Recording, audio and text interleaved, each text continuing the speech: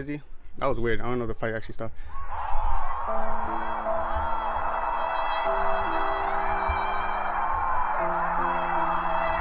What was that stoppage? Oh my god, bro. What was that stoppage? Why they stopped the fight, bro? Oh my god, Izzy just got knocked out, bro.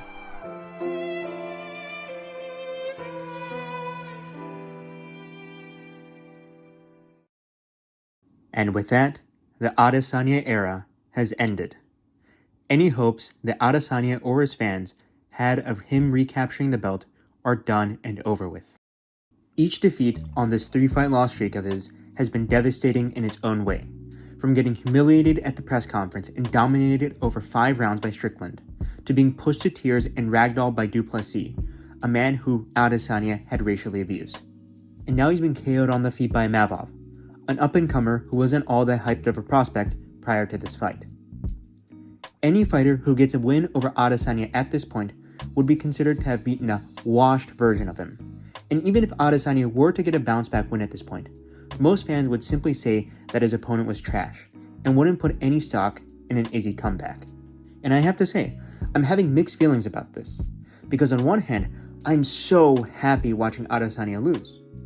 But on the other hand, hating him and rooting for him to lose was one of the things that got me invested in MMA, and I don't think I'm alone when I say that. And that is because Israel Adesanya was one of the greatest, if not the greatest, heel in UFC history. Everything about Adesanya was, in one way or another, hateable. From the way he fought, to the way he was marketed by the UFC, to his delusional fans, and of course, his cringeworthy behavior outside the octagon. Let's go through all of his fights during his championship reign. In every win that Adesanya has had since the Kelvin Gastelum fight, there's been a reason to dislike him for it. He killed Robert Whittaker, a fan favorite, to win the belt. He had one of the most boring fights of all time with Yoel Romero that ended in a decision that was arguably a robbery. He had the gyno that flared up for the Paulo Costa fight. There was the string of boring decision wins against Vettori, Whittaker in the rematch, and Cannonier. And then there's how he taunted Alex Pereira's sons after he knocked their father out. And the best part about his Pereira win is that not only is it by far his best win, but the irony of having said this. He's gonna be at some pub talking about, I beat that guy one time. And then beating Poatan one time, then going on to refuse further rematches despite Pereira having 3 wins over him. And on top of that, Pereira having beaten Blachowicz and Strickland, both of whom have wins over Adesanya. And even in his losses, there have been elements that have made Adesanya and his fans dislikable. There was the glazing that Joe Rogan did on commentary about Adesanya's feint game during the Blachowicz fight, despite the fact that Adesanya was being outstruck and outgrappled. There was also the way that Rogan ran cover for Izzy after the first UFC fight between Adesanya and Pereira. And of course, there was the way that Adesanya tried to race bait Dricus Du Plessis and called him racial slurs. Then, after losing to Du Plessis, played all buddy-buddy with him and pretended there was nothing wrong. However, all of this made me get genuinely invested in the sport because I wanted to see Adesanya lose in brutal, spectacular, and humiliating ways. And I got to see that. But now that it's all over, I'm left wondering, what's going to be next? To use an anime reference, watching Adesanya lose was like watching Griffith from Berserk get savagely beaten to a pulp by Guts. It was cathartic. It was everything I wanted to see.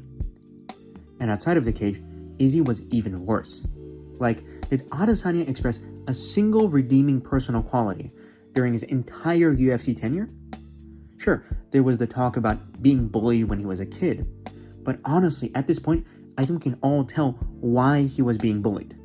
And I get it, there was the whole marketing push by the UFC of Adesanya as the nerdy weeb champion that showed that guys who liked anime could fight too. But as I said previously in my UFC 311 predictions video, Israel Adesanya is a cringe weeb. He based his marketing as a fighter around being a weeb who could fight despite never having a truly deep respect for Japanese culture like Yuri Prohaska does. Yuri trains in Japan, he fought in Japan, and became a champion in Japan, and is loved by Japanese fans. For Israel Adesanya, sure, he might like anime, but what is there to him besides that? Yet he still decided to call himself the Last Stylebender, a name which is, by the way, based on a show that isn't even an anime. This is a cartoon, not an anime, just like how this is not a manga, but a manhwa, because it was made by a Korean. And let's talk about that name, the Last Stylebender. First of all, it's cringe. It is far and ahead the most pretentious fighter name of all time. And it's not even accurate. BJ Penn, who earned a black belt in Jiu-Jitsu in less than 4 years, was a prodigy. Every Justin Gaethje fight is going to be a highlight. And Conor McGregor is just as notorious as ever, for good or for ill. But with Adesanya, when was the last time he bent the styles? When has he ever mixed wrestling or jiu-jitsu into his game against someone not named Alex Pereira?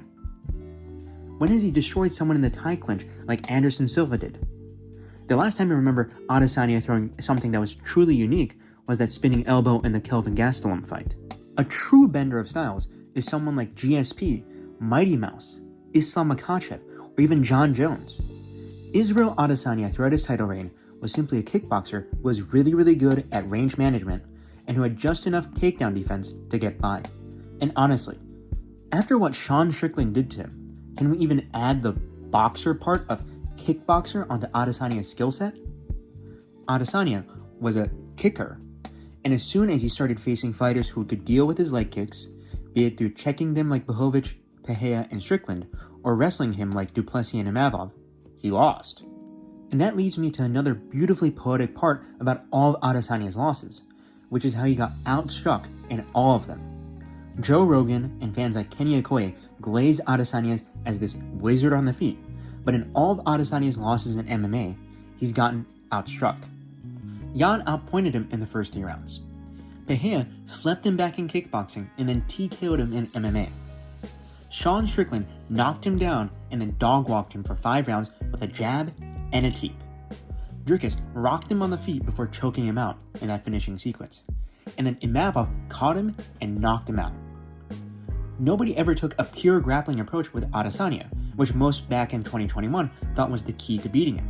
But as his 5 losses have shown, the best approach to beating Adesanya is defensively responsible pocket boxing and leg kick defense.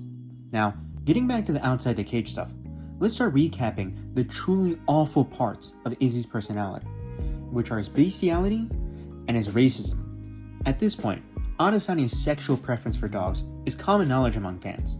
There's the dog collar he wore at the press conference for the Pereira rematch, the pissing over the cage taunt he used to do, the fact that he followed a dog fetish OnlyFans girl on X, and of course, the videos of him mouth-to-mouth feeding and giving a hand job to his dog. And the way that Guru and Strickland exposed all of this was both hilarious and alarming to watch in real time. And then, how after getting beaten up by Strickland for 5 rounds, the first thing that Adesanya tells Strickland after the fight is to not make fun of his dead dog because he's family. The way that Adesanya got absolutely humiliated was so well deserved. It made the loss so fun to watch. And then of course, you've got Adesanya's racist tirades against Dricus Duplessis, accusing Dricus of being a colonizer, and then going on to call him racial slurs not once, but twice, with the second time being right up to his face during UFC 290. And when did the UFC ask Adesanya to apologize for this like they did with Bryce Mitchell? Never, because they have double standards for people like Adesanya. But then, when it came time for the actual fight week, and Dricus made Israel Adesanya cry like a toddler at the press conference and tap like a chicken in the cage, I was so happy. And my happiness was doubled when I got to watch Joe Rogan cope about it on his Fight Companion. And let me just say, I was really worried for Dricus during that fight, because I knew if Adesanya somehow knocked him out, we would have gotten a whole tirade from Adesanya about Dricus being white and how he can't be a true representative of Africa. And speaking of representation and identity, I like to end this video off by talking about the key underlying factor that made Adesanya so hateable throughout the years, and that is how authentically fake he is. Now, authentically fake is an oxymoron, but let me explain what I mean by that.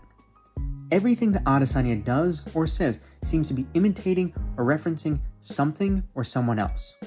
He's become known for saying corny one-liners at press conferences. He had the whole multiple nationality thing, where he was a Kiwi when living in New Zealand, a Nigerian when beefing with Dricus, and Chinese when he was fighting in China. He pretended to be from humble origins, but in reality grew up in a wealthy family with servants. And this fakeness has even bled into his fights, with him waving off the ref after an eye poke in the Imavov fight, like how Pereira waved off the ref after the groin strike in his fight with Jamal Hill. And he pointed to the ground like Max Holloway right before getting finished in both the Dricus and Imavov bouts. He's tried for so long to be someone or something else, that now being a guy who is falsely trying to come across as cool and authentic has become his actual personality. Being a pretender is what Adesanya is.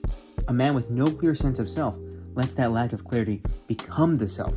And this is also why I think out of all of Adesanya's losses, it was the one to Strickland that truly broke him. If you're suffering from a chronic identity crisis, being the champion of the world is going to give you a sense of self. It's something concrete, something you can hold your head up high and say. But when Strickland, a man whom many thought was a journeyman, humiliated you at the press conference and then bullied you in the cage just like how you were bullied when you were a kid, you're not going to bounce back mentally from that. When Strickland landed that right hand, he took Adesanya's everything away from him. And it's been all downhill since.